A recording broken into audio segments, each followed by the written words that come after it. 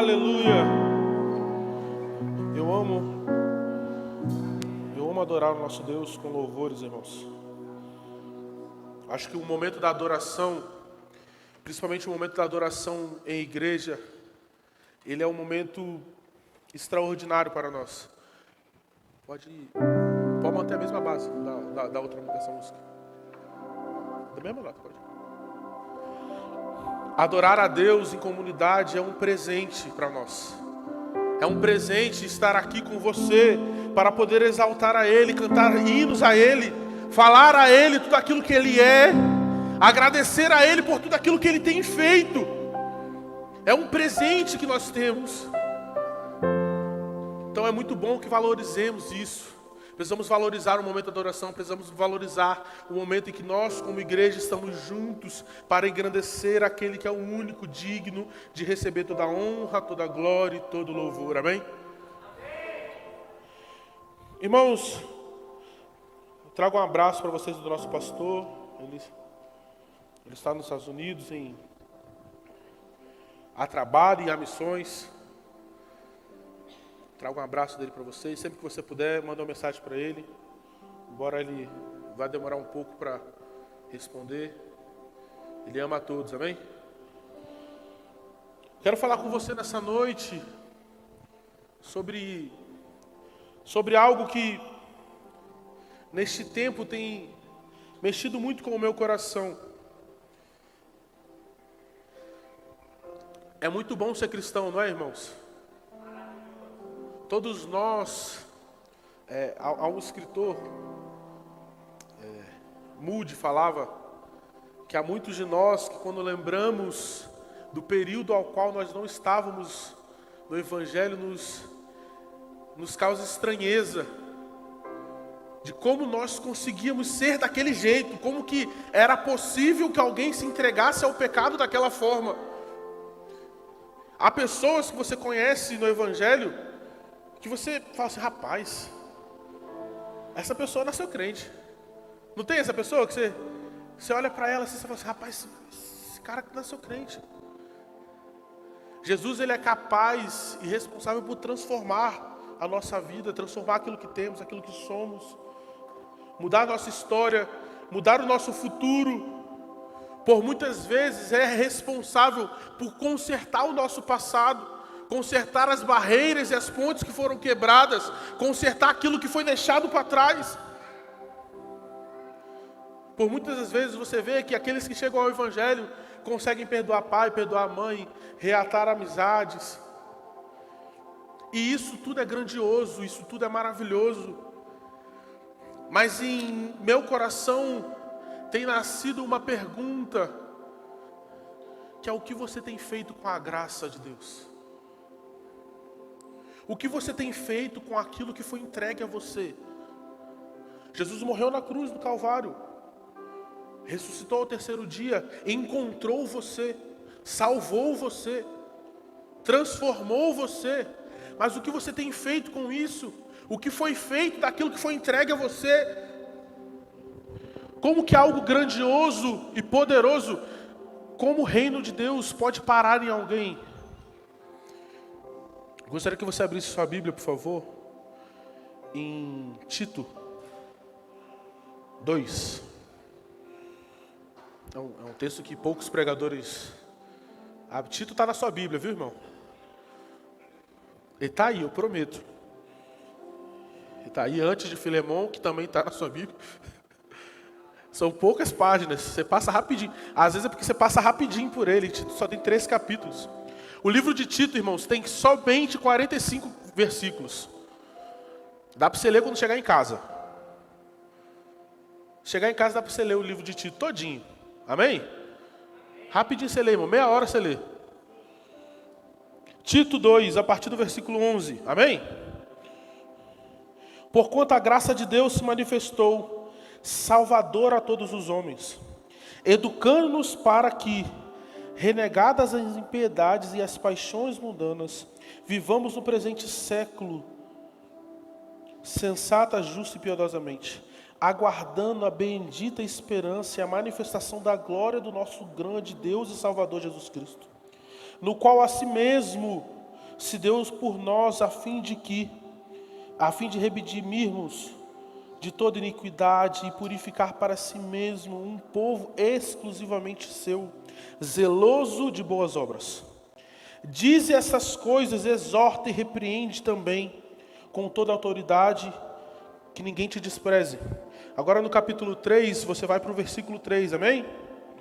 Amém? Pois nós também outrora éramos nécios, desobedientes, desgarrados, escravos de toda sorte de paixões e prazeres, vivendo em malícia e em inveja, odiosos e odiando-nos uns aos outros. Quando, porém, se manifestou a benignidade de Deus, nosso Salvador, e o seu amor para com todos, não por obras de justiças praticadas por nós, mas segundo sua misericórdia, Ele nos salvou mediante ao lavar regenerador e renovador do Espírito Santo, que Ele derramou sobre nós ricamente por meio de Jesus Cristo, nosso Senhor e Salvador, a fim de que, justificados por graça, nos tornemos seus herdeiros segundo a esperança da vida eterna. Fiel é esta palavra, e quero que no tocante a essas coisas faças afirmação, confiadamente, para que os que têm crido em Deus sejam solícitos nas práticas de boas obras. Essas coisas são excelentes e proveitosas aos homens. Jesus, essa é a sua palavra, te pedimos que nessa noite fale conosco. Fale aos nossos corações, nos mude, nos use, nos faça entender os segredos que estão no seu coração. Transforme a nossa vida, Pai, fale conosco no nome de Jesus. Amém? Irmãos, essa é uma carta pastoral, né? Essa é uma carta pastoral de Paulo.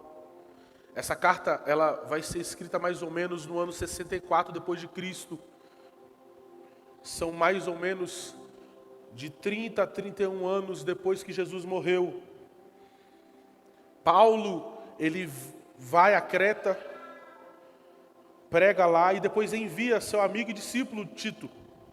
Essa carta, para você ter uma ideia, é uma das últimas cartas de Paulo. Por isso que ela é uma das cartas pastorais. Porque essa carta, junto com 2 Timóteo, são as últimas cartas que ele escreve. Então ele entende que essa é a última oportunidade que ele tem para discipular Tito. Essa é a última oportunidade que ele tem para falar com Tito, para instruir ele. Então essa carta é muito parecida com a carta de 2 Timóteo. Paulo vai morrer no ano 68 depois de Cristo. Então você vai perceber que no final dessa carta, Paulo pede para ele vir, vem logo. Tito está com Zenas, que possivelmente, Pedro, é o único advogado do Novo Testamento, entendedor, analista das leis. E é interessante, irmãos, que Paulo ele está nesses últimos momentos. E Paulo parece que precisa das últimas instruções, precisa falar aquilo que não havia falado, ou precisa reafirmar aquilo que havia falado. É engraçado porque no capítulo 2, Paulo vai citar uma citação de um filósofo creta, de mais ou menos 600 anos antes de Cristo, que falava que os cretas eram odiosos e ruins de coração, mas ele está falando dos profetas daquela cidade. Essa cidade, ela convivia com muita heresia. E Paulo começa a falar com Tito acerca daquilo que era importante a ser pregado na igreja. Paulo começa a lembrar Tito daquilo que era importante, das razões pelas quais nós estamos aqui. Paulo começa a falar da graça redentora e salvadora do nosso amado Jesus. Paulo começa a falar daquilo que foi feito a nós. Paulo começa a falar da graça de Deus, irmãos.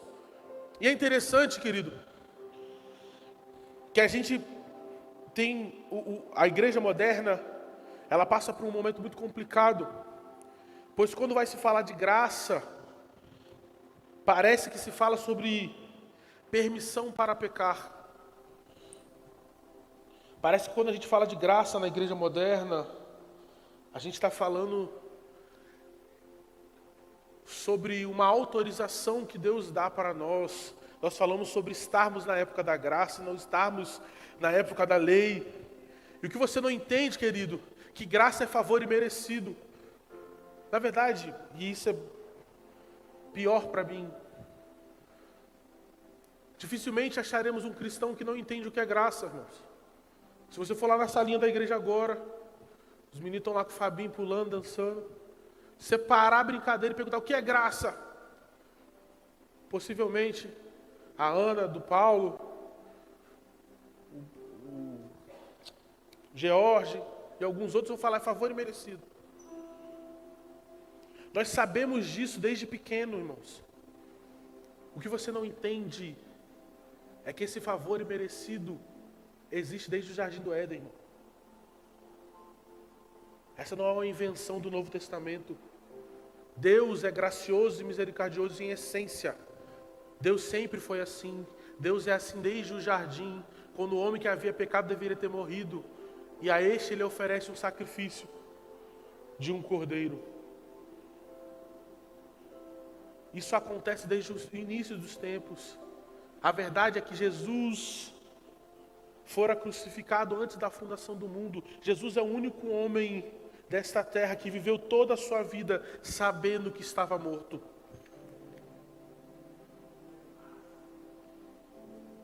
Jesus viveu uma vida inteira sabendo que o seu destino era morrer por mim, por você. Essas palavras, elas enchem os nossos corações, irmãos. Essas palavras, elas enchem os nossos corações de tal forma que é assustador. E essas palavras sempre encheram os corações dos homens. Abraão, Moisés, Davi, creram na solução e na promessa de alguém que haveria de vir para redimir os seus pecados. Paulo vai dizer em Romanos que Abraão creu e lhe foi creditado justiça. Davi creu que a sua descendência para sempre reinaria sobre Israel. E onde essa promessa se cumpre, querido? Essa promessa se cumpre em Jesus. Abraão creu que nele haveria uma grande nação. Onde se cumpre essa promessa, querido? Se cumpre em Jesus. E o problema não é esse. O problema é que você sabe disso, você é especialista em culto, você é especialista naquilo que existe aqui. Mas o que você tem feito com aquilo que foi entregue a você?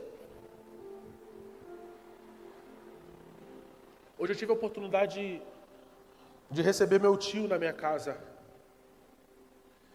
Eu tive o privilégio de ser criado na igreja, sabe, irmãos? Então eu não conheço o mundo, eu não conheço a vida sem Jesus.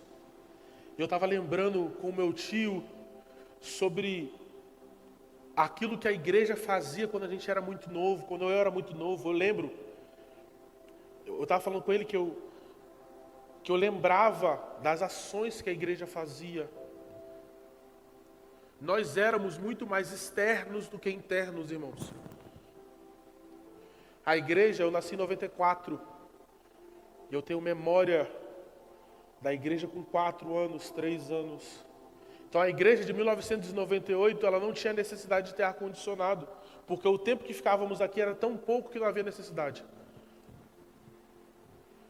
Estávamos tão preocupados com a expansão do reino, estávamos tão preocupados com a prática das boas obras, não porque elas nos salvam, porque isso não existe, amém, irmãos?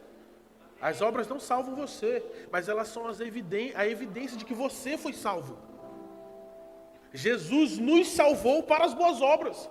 Jesus nos salvou para que as boas obras fossem praticadas por nós. Jesus nos salvou para cuidar daqueles que estavam perdidos. Jesus resgatou você para que você seja um embaixador. Qual o problema, pastor? O problema é que nós somos introspectivos como igreja. Nós somos introspectivos com aquilo que nós cremos. Você está satisfeito em vir à igreja no domingo à noite, está tudo bem para você. Você consegue viver o evangelho que lhe oferece um culto semanal. E se o pastor falar um pouco mais como eu, e eu prometo que eu vou me controlar, você fica chateado.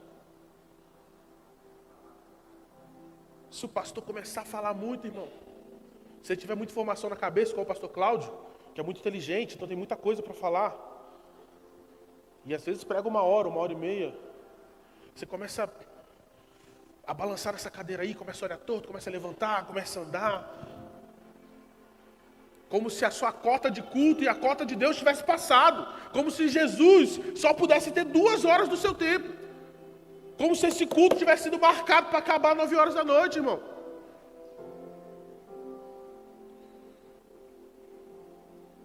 Vivemos uma vida inteira com que Jesus nos sirva sem servir a Ele.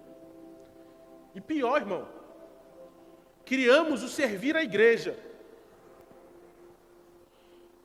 que ele é mais caótico para mim, irmão. Eu lido com a adoração a vida inteira. E aqueles que tocam, que cantam. Jesus não morreu para você cantar e tocar na igreja, amém? Amém, irmão? Isso não é chamado de ninguém, irmão. A Bíblia não fala que Jesus chamou um para pastores, outros para apóstolos e outros para cantores. Não está isso na Bíblia, amém? Amém, irmão? Não está aqui, tá? Não está aqui. E você vive como se o seu fazer dentro fosse servir a Deus. E é óbvio, irmãos, eu amo a igreja de Jesus. Eu amo a igreja de Jesus, eu amo isso aqui, irmão. Sou viciado nisso aqui, irmão. É doideira isso aqui. Direto a Brenda tem que puxar minha orelha. Senão eu vou pro Bola Certa de manhã, vou pro Paraíso de tarde e vai pro culto de noite. Esse tem o quê? 1 mês. Que a gente foi pro Paraíso, irmão. Acabou lá 5 horas, 6 horas eu tinha que estar aqui no culto de mulheres. E aquela PCX, meu amigo. O que ela viu de corredor nessa cidade não está escrito. E eu voei para casa. Bati em casa, tomei banho e voei para a igreja de novo. Isso aqui é muito bom, irmão. Isso aqui é muito confortável. Agora com o ar-condicionado, eu chego a dizer que está frio. Mas eu acho que a gente tem que passar frio 6 meses. Para compensar os 1 ano e 2 anos e meio que a gente passou calor. Amém? A gente passou muito calor aqui, irmãos. Eu sei que você está incomodado com esse frio. Tem gente aqui que tem problema mesmo com frio, com calor. Tem uns irmãos aqui, irmão, Clebão gosta de frio. Eu sei que às vezes incomoda. Irmão, esse dia eu sentei aí no meio aí, irmãos, eu não dei conta. Parecia que eu estava gripando na hora do culto. O nariz foi entupindo, no meio da pregação o nariz foi entupindo. Eu falei, gente, o que está acontecendo? Eu vou sair daqui. Ao sair do meio, vim para frente, que aqui pega menos. Mas deixa eu falar uma coisa para você, querido. Jesus morreu na cruz para que a graça salvadora e redentora dele alcançasse quem? O mundo. É o mundo, querido. Jesus, uma vez com seus discípulos, ele fala assim, o reino de Deus está dentro de vós. Para pensar nisso. O reino de Deus está dentro de vós. Você não pode se conformar em viver uma vida inteira e ir na igreja no domingo e achando que isso te faz um cristão. Você não pode deixar sua Bíblia no carro e achar que isso é o suficiente. Você não pode, irmão, não pode vir à igreja e na hora do louvor, irmão, você sentar.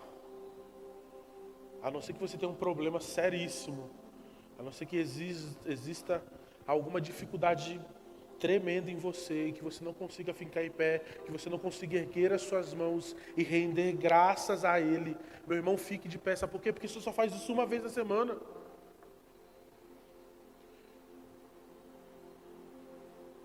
E o meu problema, querido, e o que tem me incomodado muito,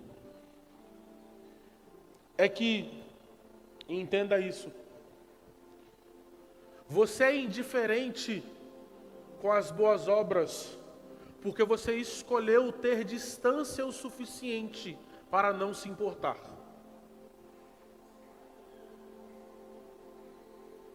Então você está tão distante que você não sabe. Que eu duvido, se você conhecesse a realidade das crianças do orfanato Menino Jesus, você não iria lá amanhã.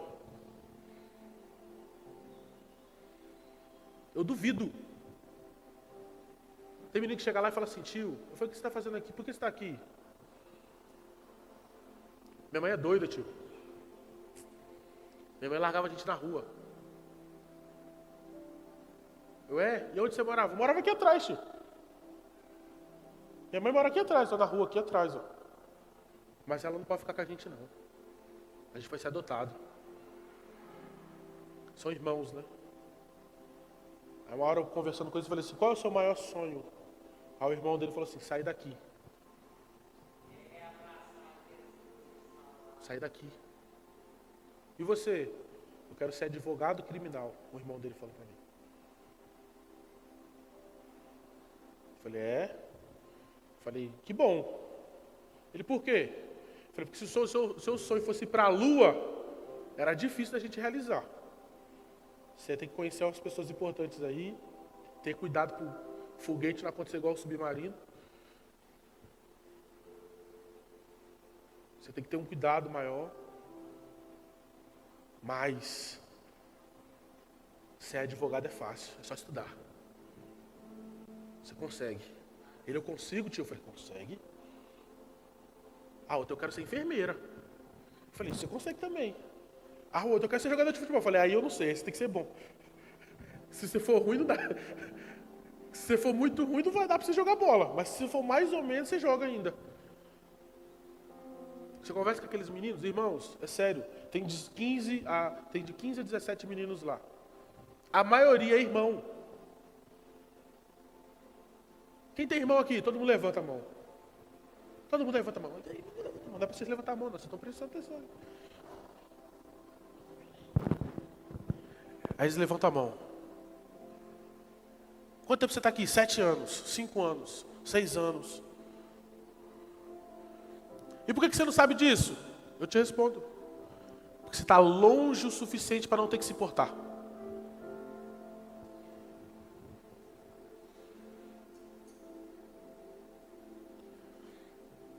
A gente tem um projeto no Leblon de futebol, irmãos.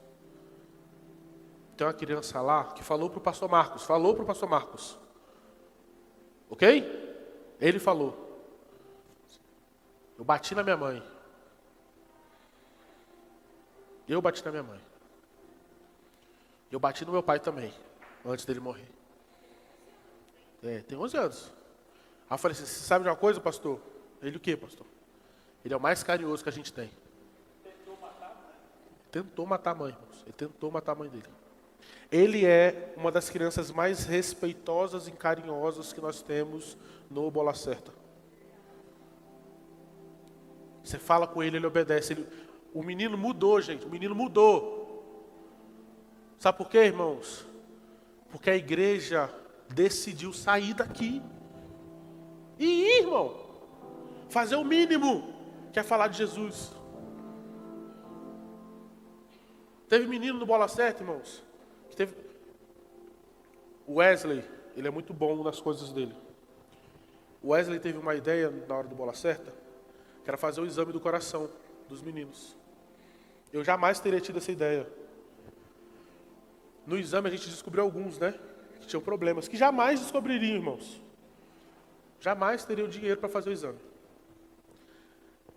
A avó do menino desse foi lá e falou assim: olha, o médico não liberou ele, mas ele pode vir aqui e participar do estudo bíblico com vocês?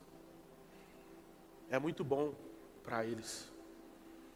Irmãos, a gente chega lá 8 horas, já tem gente jogando bola. Eles param o futebol, a igreja entra, a gente faz o que a gente tem que fazer. Dá 10 horas, quando a gente termina, eles chegam. Eles só esperam a gente acabar, eles respeitam a gente. Sabe por quê, irmãos? Porque Jesus é mais importante do que tudo para essa nação. E Ele está guardado, sabe onde? Dentro de você. E você? Está aqui dentro.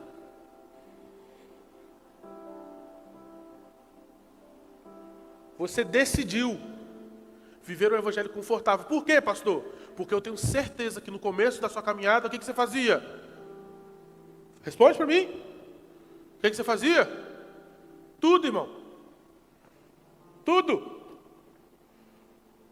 Você levantava, você abaixava. Vamos pregar não sei onde? Vamos. Vamos pregar não sei onde? Vamos. Vamos pregar na pecuária? Vamos. Por quê? Porque Jesus queimava dentro de você. Jesus estava dentro de você. Jesus era a coisa mais importante que você tinha.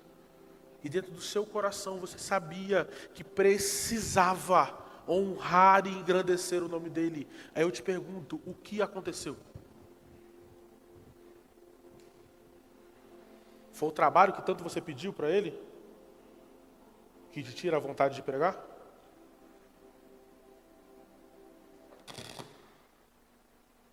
Porque quando você não tinha trabalho, você pediu, não pediu? E ele te deu, não te deu? Não era seu sonho? Era seu sonho. A sua casa, que você tanto jejuou e orou, ele te deu, não te deu? É ela que te afasta? É ela que te afasta, irmão? É o seu trabalho, a sua casa? É a sua boa saúde, a boa saúde dos seus filhos? Nós vivemos, irmãos, um momento de crise nesse país, irmãos. Porque nós queremos escolher a igreja que nos cabe. O evangelho que nos cabe, irmãos. E aí, deixa eu falar uma coisa com você. Escute, seu pastor. Aí você entra em crise quando o seu cantor gospel assume que é sexual. Mas eu não vejo a sua crise em não pregar o evangelho, irmão. Para você, o pastor, o cantor homossexual, ele é um problema. Te ofende. Mas passar a vida inteira na igreja sem pregar para ninguém não ofende você. Ver a tua família todinha indo para o inferno não te ofende. Ver uma cidade como a nossa, que já foi conhecida como a cidade mais cristã do Brasil, se afogar em morador de rua, em droga, não te ofende. A iniquidade, a pobreza, os problemas, não te ofendem, irmão.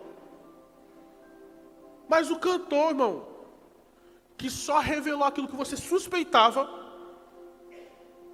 te ofende. Você vai lá no post dele, é que a Priscila canta. Deixa eles, irmão. Isso aqui é individual, irmão. É cada um no seu, irmão. Não estou preocupado, irmãos, de verdade. Não me preocupo com cantores e celebridades que decidiram não viver o evangelho. Eles já sabem, irmãos. Ele sabe tanto que estava pregando esse tempo atrás. Sabe com quem eu estou preocupado, irmãos? Aquele monte de menino no paraíso lá, ó, sendo colhidos pelo tráfico de drogas. Você vê meninas de 10, 12 anos, com roupa de time, cordão de ouro, junto com os traficantes em cima da moto, irmão. Sabe qual é o bonito? Aqui, ó, vou te falar. Projeto 2 horas, né? 2 horas. A gente chegou lá um dia e estava tendo futebol, irmão. Aí os meninos, não, calma aí, pastor, que a gente vai sair. Eu falei, beleza. Aí eu falei assim, quem é o líder do futebol? Aí eles falaram o nome do menino lá, que eu não faço a mínima ideia do nome dele agora. Aí eu falei assim... Eu falei, tem um grupo do futebol? Ele falou, tem. A gente não está achando o grupo do futebol, meu Deus. Aqui, ó, amigos do fute. Tô no grupo, tá? Nunca fui no futebol não, mas eu tô aqui no grupo. O menino falou assim ontem, ó. 1h57. E o fute hoje? O menino falou assim. E o fute hoje não rola não, hoje tem uns gols da igreja, deve trabalhar. E o fute hoje não rola não. Onde bota aqui, gente? E o fute hoje não rola não, hoje tem uns gols da igreja, deve trabalhar.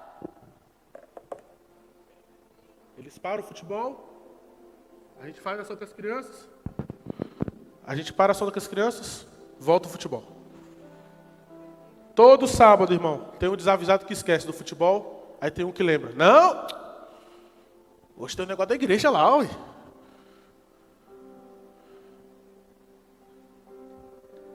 A gente precisa ir, irmão.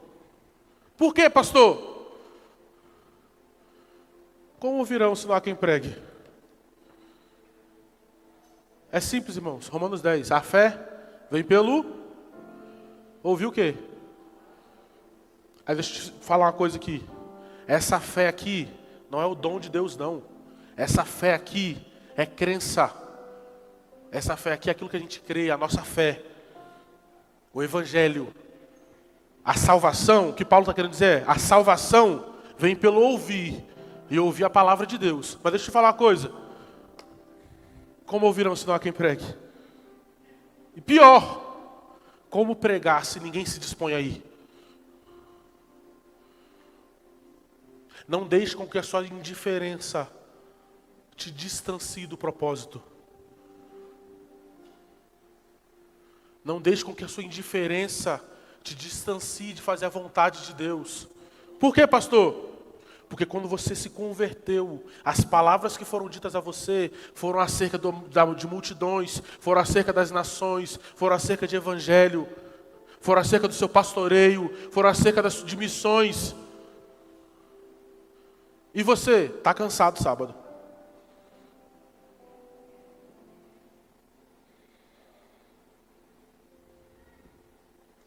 Não, pastor, não dá não. Segunda-feira não dá. E é complicado, irmão. Porque entra na minha cabeça pastoral. Eu penso assim. Falo eu, mas todos nós pensamos assim. Falo assim, ó. Talvez o meu irmão não tenha tempo para orar. Então eu vou fazer a oração. Pum, oração. Talvez terça à noite não dê. O que o pastor Heber pensa? Vamos no monte sexta-feira à noite. Que eu acho que dá.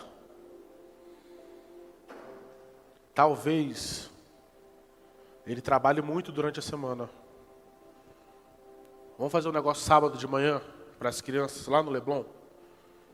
Que é quem não trabalha, que trabalha dia de semana, né? Pode ir. Ah, não, muito cedo. Não, então tá bom.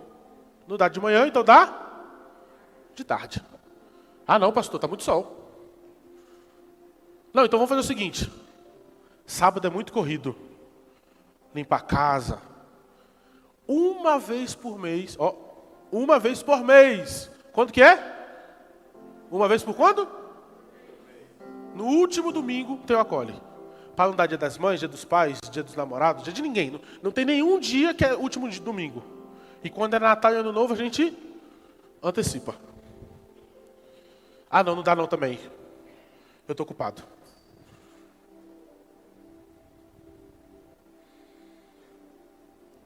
Quando que vai dar, irmão? E lembra, não é para mim. Não é pastor Marcos, pastor Heber, muito menos para o pastor Cláudio. É sobre fazer a única coisa que você não vai fazer no céu, que é pregar o evangelho. Porque no céu todo mundo é salvo, irmão. No céu está todo mundo bem, está todo mundo aleluiado, está todo mundo, glória a Deus, aleluia. No céu a gente reúne os catadinhos, irmão, é tipo uma inteira para o refrigerante. A gente vai juntar o que a Caminho fez, com o que a Assembleia fez, com o que a Batista fez, com o que a Church fez, com o que, sei lá, gente, a igreja Tem um monte de igreja?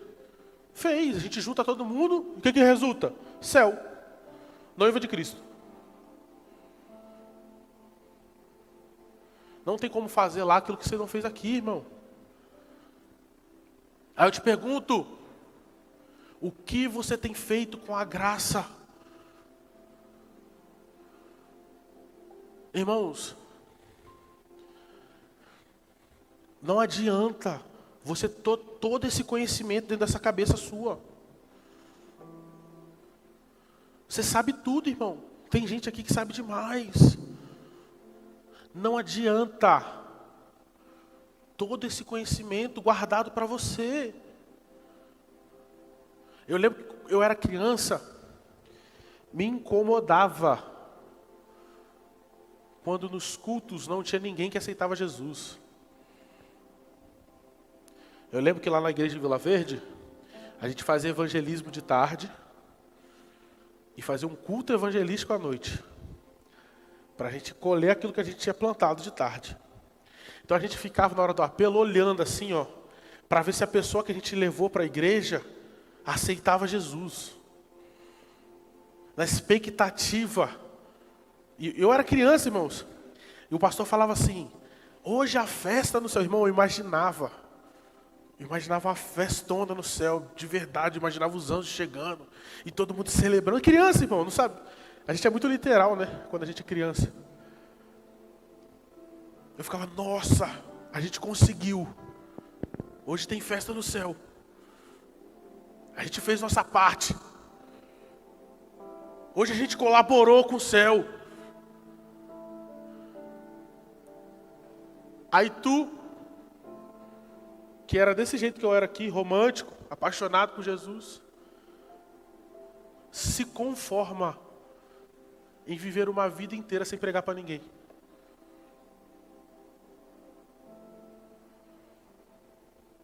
Você se conforma. Tá tudo bem. Ah, pastor, eu não tenho tempo.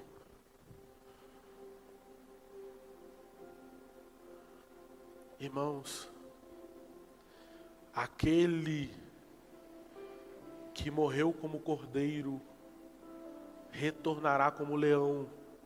Aleluia.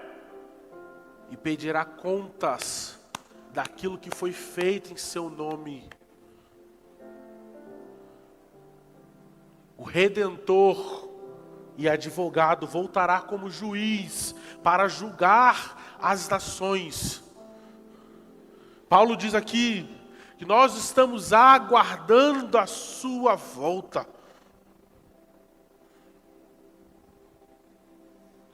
Irmãos, eu estou remoendo essa palavra tem um mês, irmãos, que eu falei com o pastor dela. Um mês, irmãos. Eu lá no Leblon, com os meninos, com aquelas crianças,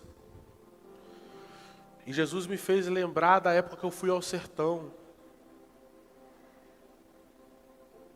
Quem está mais perto de mim sabe que eu gosto muito mais da literatura reformada.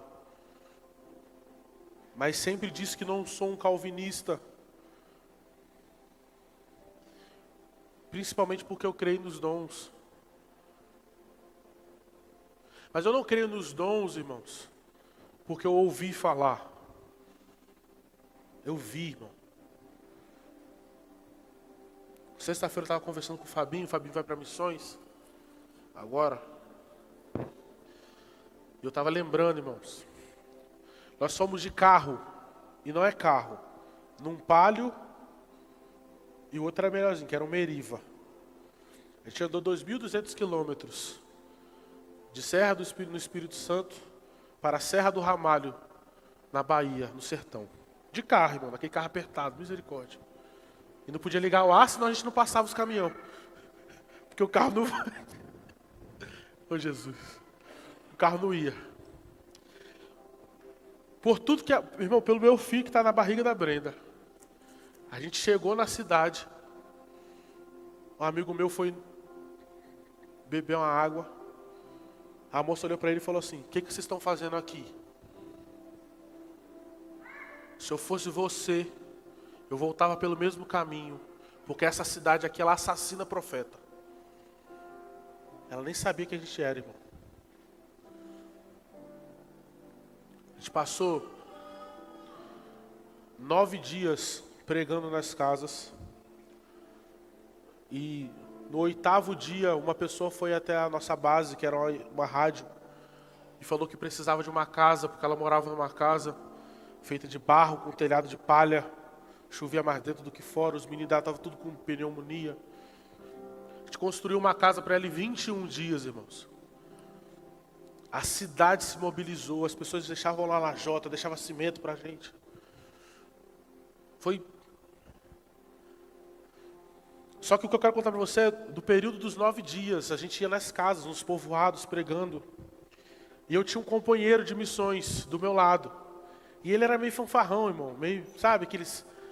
Sabe, irmão, aquele cara meio... Então toda casa ele falava a mesma coisa. Que a gente revezava para pregar. Eu pregava uma vez, ele pregava outra. Aí eu cantava, na casa que eu cantava ele pregava e o contrário. Aí eu cantava e ele pregava. Ai, se eu falasse a língua dos anjos, dos homens, sem o amor nada seria. Toda a casa, irmão, ele falava a mesma coisa.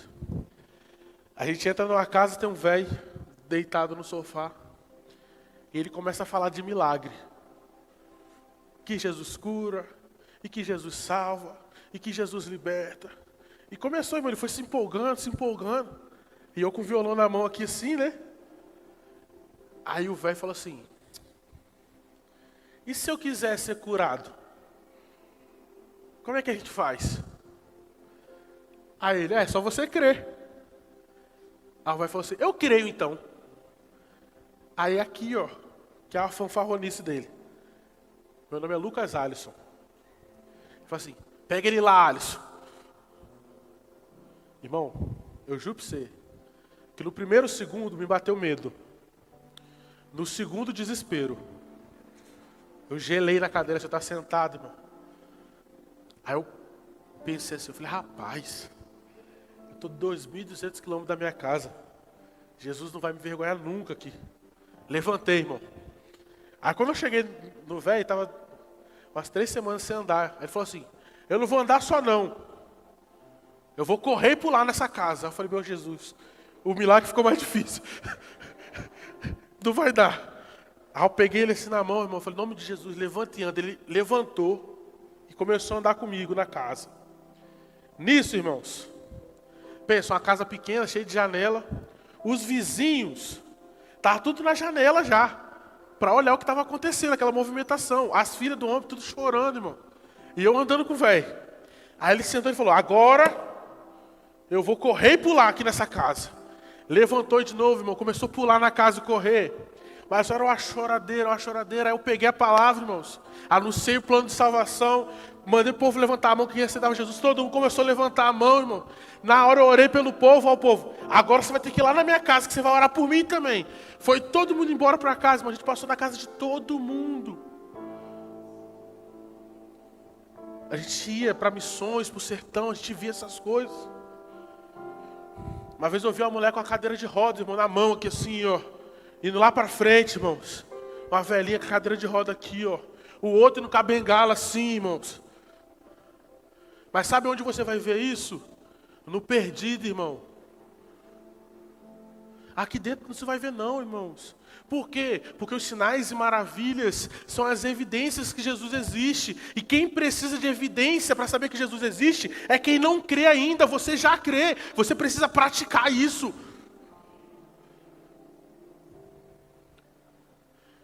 A gente precisa voltar a se emocionar, irmão. A gente precisa voltar a queimar por Jesus. A nossa indiferença, irmãos, ela tem que sair da gente.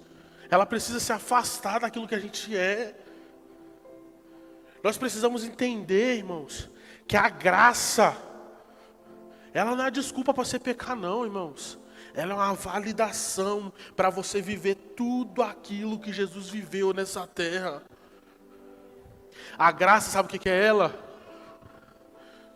A graça é certificação que embora Romanos 5, a partir do versículo 15.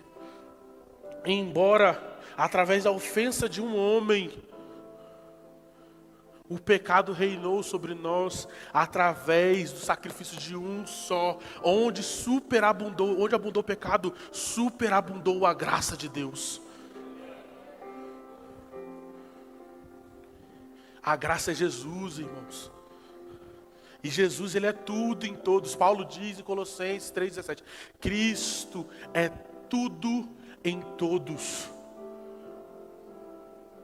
Eu e você temos muito a fazer, irmão. Muito a fazer, irmão, muito a fazer. Por quê, pastor? Porque tudo aquilo que você faz é pouco mediante a tudo aquilo que foi feito por você. Jesus decidiu morrer numa cruz para salvar quem não merecia, que era eu e você.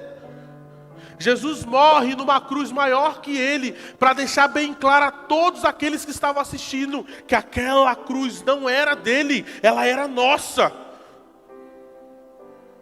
Só que essas verdades, irmãos, elas não podem ficar guardadas em você. Essa verdade, ela não pode ficar sozinha com você, não. Ela precisa ser anunciada a quem ainda não conseguiu entender. Estava no Leblon sábado de manhã, irmãos. Quem estava lá, irmãos? Os testemunhos de Jeová. Todo sábado, irmãos. Com aquelas calças social, blusa social, irmão, naquele calor, até que estava frio. Todo sábado, irmãos, eles estão lá, irmão.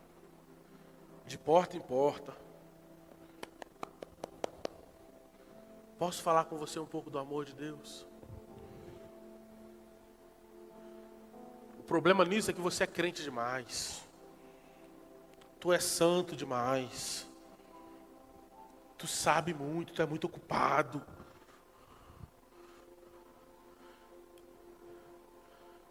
Já passou o seu tempo. O problema é que você acha que é suficiente. E ouça um conselho do seu pastor. Você só não se importa porque você está longe demais para poder enxergar.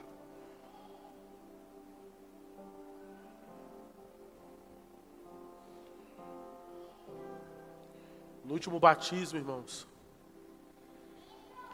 No último batismo eu chorei tanto, irmãos. Eu chorei tanto, irmão. Era até difícil de cantar. Quando a Nicole batizou então, irmão, nossa. Eu vi um filme, irmãos. O pastor Marcos falou assim, pastor, o que você acha? Eu falei, pastor, eu já era batizado na cidade. E me fez muito bem.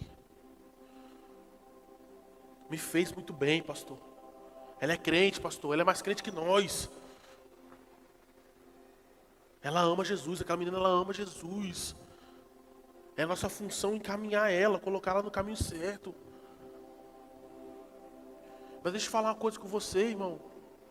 Nós somos espelhos para as crianças. Aos pais. Ouçam como alguém que é... Me tornei pai agora. Mas com alguém que foi filho. E que foi importante na minha vida. Ter pais conscientes, ter tios conscientes. Meus pais, meus tios, sempre entenderam qual era o meu chamado. Sempre entenderam o que eu precisava ser. Sabe o que eles fizeram, irmãos? Eles não sentaram comigo e só começaram a pregar, não. Eles fizeram. Irmãos, eu sempre fui molengão, sabe? Eu fiquei bruto depois. Na igreja, trabalhando, eu fiquei bruto demais. Mas era molengão, irmão. Ela estava falando com o meu tio hoje. Eu falei, tio, uma vez eu fui uma obra da igreja. Ele estava falando assim, nossa, seu pai é muito bom servente. E é mesmo, meu pai, ele para virar a massa, ele é bruto, irmão. Ele faz um negócio que ele bate a enxada, e ele gira ela na mão dele assim, ó. Ele bate e gira, bate ela e gira assim. Aí ele mistura a massa assim, irmão. Ele bate e gira, é muito rápido. E eu lembro que eu fui para a igreja para uma obra uma vez, lá na Povo da Cruz. E eu vi os caras meio Sabe? Aí irmãos, na hora, eu falei assim, isso não é assim não. Aí na hora, né, você conversa com você mesmo, você fala assim, mas tu nunca fez. Eu falei, mas eu já vi fazer. Eu falei, mano, dá esse chá aí. Dá esse negócio aí pra eu ver aqui o negócio. Aí eu comecei, bater no chão. Ele, não, mas esse tá muito bruto. Eu falei, não sei fazer de outro jeito não. É só assim que eu vi fazer. Eu ia lá, teve uma parede que tinha que quebrar, irmão. Eu comecei a dar pancada na parede, plá. Que quebrar eu sei, mano. Fazer essa parte não deu pra aprender, só de ver. Eu vou ter que fazer a escola mais vezes. Mas quebrar, irmãos. Irmão, eu ia para aquela obra daquela igreja que uma vez me apresentaram um negócio chamado sexta-feira, irmão. Negão, eu peguei aquele negócio aqui e comecei a arrancar parede para tudo que é lado. Falei, deixa isso aqui eu faço, isso aqui é bom. Vou desestressar tudo aqui agora. Sabe por quê, irmão? Porque eu cresci vendo. Meu pai me levava para a obra da igreja, irmão. Para carregar água. Eu falei, eu não sei fazer nada, mas carregar água você sabe. Quando alguém fala, tô com sede, você pega a água e leva para ele. Pequenininho, irmão. 7 era uma bolinha só. Não tinha nem pescoço. Você vê as fotos eu pequenininho, irmão, não tem nem pescoço. É tudo assim. Com 3 anos eu tinha 30 quilos, irmão. Era a bolinha, irmão. E eu lembro, e o meu pai e o meu tio pegavam eu no colo, porque só eles que conseguiam. Eles faziam assim, ó. Eles faziam com a perna assim, ó. Aí eu escalava eles assim, ó. Só eles que conseguiam. Quem dá conta, irmão? 30 quilos, é quase um saco de cimento. Ninguém. Quem queria pegar uma criança de 30 quilos no colo, irmão? Andei cedo, irmão. Mesmo assim não consegui emagrecer. Andava e não dava conta. Mas irmãos, eu vi aquilo acontecer. Deixa eu falar uma coisa com você, pai. Ouça o seu pastor. Faça culto doméstico na sua casa. Abra a Bíblia, irmão. Prega para o seu filho, irmão. Canta para o seu filho. Sabe por que seu filho não respeita a igreja? Porque ele não sabe disso. Sabe por quê? Porque você não treina com ele em casa, irmão. Senta ele na cadeira, irmão. Fala, agora a gente vai ter um culto doméstico. Abre a Bíblia, irmão. Pega um dia e fala assim, hoje, amanhã tem culto. Meu pai falava assim, irmão. Meu pai chegava em casa e falava, amanhã tem culto, hein?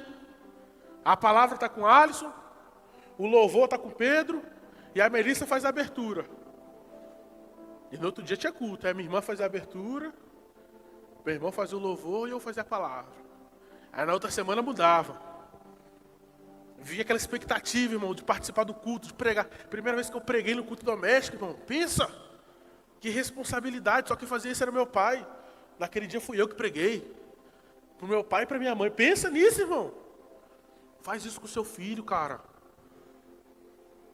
Senta seu filho, sério. Senta seu filho.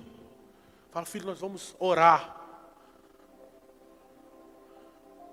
Quando eu fazia as coisas erradas, irmãos, meu pai chegava e me falava assim, você desobedeceu. Você desonrou a mim e ao Senhor seu Deus. Pensa, irmão. Agora a gente vai orar para pedir perdão. Porque Jesus não merece esse tipo de coisa, não. Ele morreu na cruz por você. Eu cresci com isso dentro do meu coração, irmãos. E aí, irmão, aos pais que têm filhos mais jovens, creia naquilo que você ensinou. E ore para que aquilo que você plantou, você possa colher, irmãos. Porque a partir de uma idade você não tem nenhuma responsabilidade mais, querido. Já foi. Tem que aproveitar enquanto é criança. Ensine, irmão. Depois, creia que aquilo que foi feito vai dar resultado, irmãos. E dá, irmãos. E dá resultado, querido. Nós temos um alto índice de filho de pastor nessa igreja. Coisa de doido.